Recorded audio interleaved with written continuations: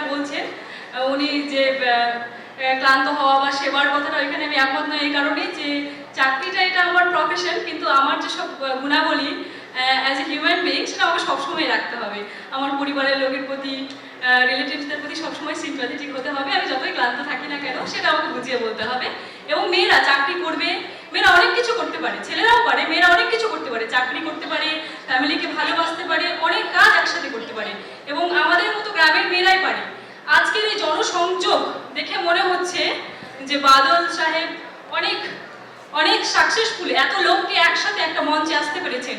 এই বার্তাগুলো যদি যারা যেখান থেকে এসছেন প্রত্যেকটা মানুষ তারা নিজেদের এলাকায় পরিবারে এই বার্তা, এই স্বাবলম্বী হওয়ার বার্তা, নার্সিং ইনস্টিটিউশনে যেটার জন্য ছেলেমেয়েরা বাইরে ব্যাঙ্গালোর, সুদূর ব্যাঙ্গালোরে যেত সেটা আজকে মালদা বুলবুল চণ্ডীতে বসে পড়বে, সেটা একটা সুবর্ণ সুযোগ।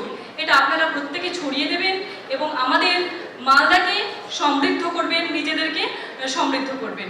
এরপরে রয়েছে আমাদের দেশাত্মবোধক গান এবং নাচ, বিনোদনের জন্য খুব সুন্দর একটা নাচ।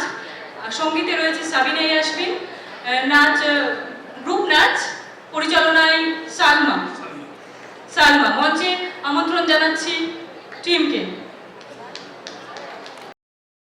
একটা ঘোষণা, আপনারা কেউ বেরিয়ে যাবেন না, প্রত্যেকের কাছে টিফিন যাবে, এক্ষুনি যাবে। টিফিনটা আপনারা নিজেদের সিটে বসেই খাবেন, বেরোনোর সময় ডাস্টবিনে প্যাকেটটা ফেলবেন, যেখানে খাবেন সেখানে ফেলবেন না, প্রত্যেকের কাছে যাচ্ছে, সিটে বসেই খাবেন। এবং সবশেষে রয়েছে একটা দারুণ আকর্ষণ, সেটা রয়েছে একটা নাটক যেটা সব শেষে প্রেজেন্ট করা হবে।